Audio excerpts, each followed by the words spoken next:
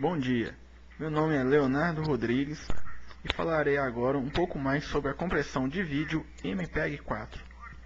Darei ênfase ao histórico desse tipo de compressão e às bases de codificação que ali são feitas.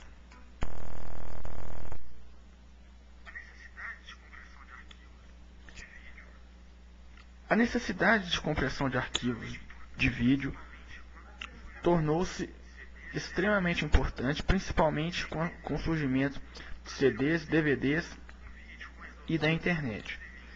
Para ter um exemplo, um vídeo com resolução de 720 por 576 e 16 bits de cor.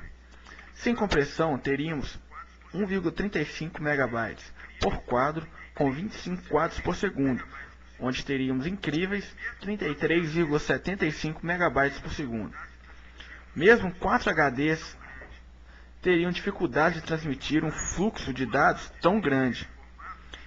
Isso sem contar que 2 horas de filme neste formato consumiriam incríveis 243 GB. Novamente seriam necessários 4 HDs em RAID, agora para armazenar o filme. O MPEG trabalha aplicando dois tipos de compressão. A primeira é baseada nas cores. O algoritmo procura por agrupamento de pixels com a mesma cor e substitui por um único código, algo parecido com o usado no formato JPEG.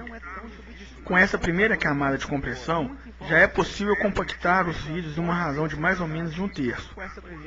Já é um grande ganho, mas ainda não é o suficiente para colocar 2 horas de filme em um DVD. A segunda etapa da compressão é um pouco mais inteligente. A imagem é dividida em pequenos blocos de 16 por 16 pixels cada um, chamados de macroblocos.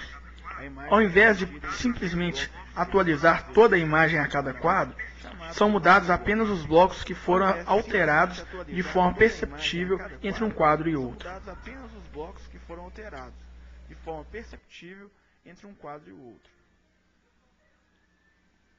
Conforme podemos ver. Inicialmente, este grupo de desenvolvedores criaram um grupo MPEG, que começou desenvolvendo os padrões MPEG-1 e MPEG-2, que tinham basicamente o mesmo algoritmo, mas o MPEG-2 era melhor, compactava com maior qualidade os arquivos. Entretanto, os arquivos ainda eram grandes, dificultando a transmissão via internet, surgindo a necessidade de um algoritmo bem mais eficiente. O MPEG-4 usa um sistema de compressão bem mais inteligente que o do MPEG-2, pois além de trabalhar atualizando apenas as partes da imagem que foram modificadas, é capaz de tratar partes da imagem como objeto. O MPEG-4 é um padrão utilizado primeiramente para a compressão de dados digitais de áudio e vídeo. Introduzido no final de 1998, é a designação para um grupo de padrões de codificação de som e vídeo e tecnologia relacionada de acordo com a ISO IEC Moving Picture Expert Group, MPEG.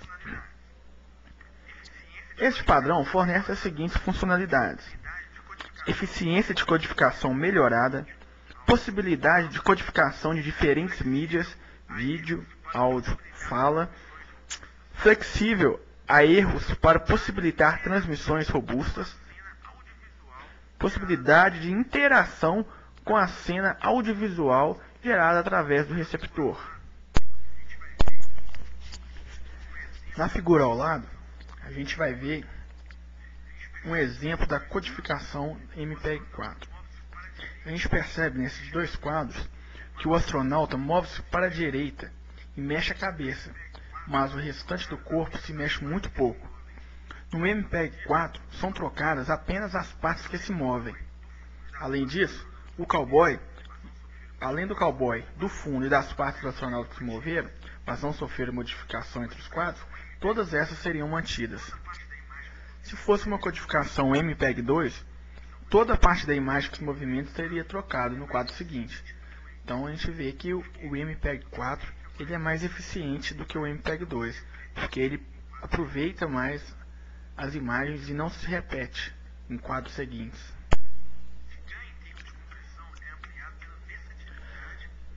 Este ganho em termos de compressão é ampliado pela versatilidade permitida no MPEG-4. É possível, por exemplo, comprimir o áudio separadamente do vídeo.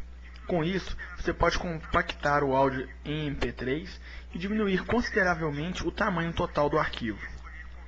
Outro recurso interessante é a possibilidade de escolher qualquer bitrate.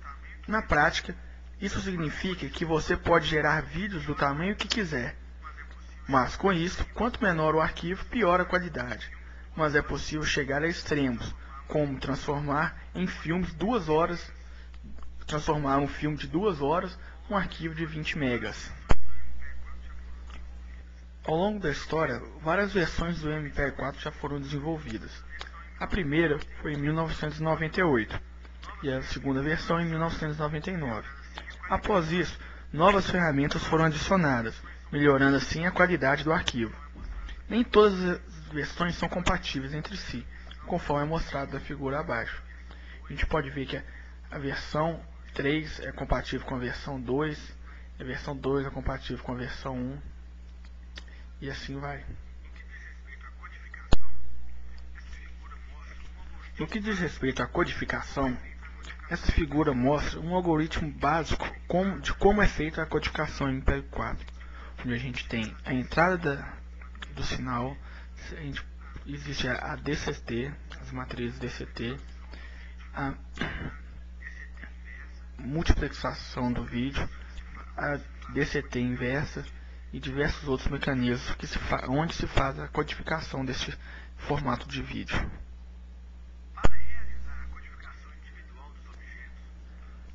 Para realizar a codificação individual dos objetos, o MPEG-4 criou também mecanismos para compor uma determinada cena. As informações necessárias para se descrever uma cena são codificadas e transmitidas junto com os arquivos de mídia. Com isso, o MPEG-4 desenvolveu um código binário para descrever as cenas, chamado BIFs. Nessa figura, a gente vê que uma cena é dividida em várias partes, como a pessoa, o fundo, a parte audiovisual, e ainda assim que é subdividida em outras cenas também. A voz da pessoa, a mesa, um globo e assim por diante. Dessa forma, a gente tem cada objeto sendo representado como um determinado código binário.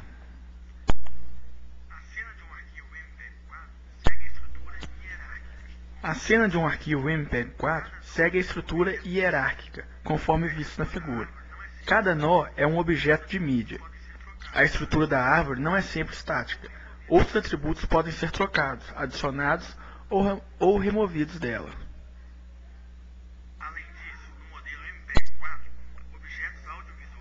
Além disso, no modelo MPEG-4, objetos audiovisuais são posicionados ambos em uma expansão temporal e espacial. Com isso, cada objeto possui uma coordenada local do sistema, que também é dada por um código binário. Então a gente viu então um pouco sobre o MPEG-4. A gente viu que o MPEG-4 é um formato multimídia entre tantos existentes atualmente. Ele está em constante mudança, tentando sempre adequar às necessidades dos consumidores.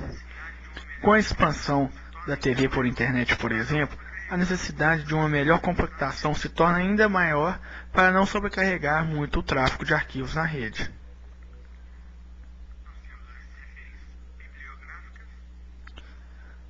Nós temos as referências bibliográficas, no próprio site do grupo MPEG, e em outros sites as informações foram obtidas. E muito obrigado pela oportunidade. Até a próxima. Tchau.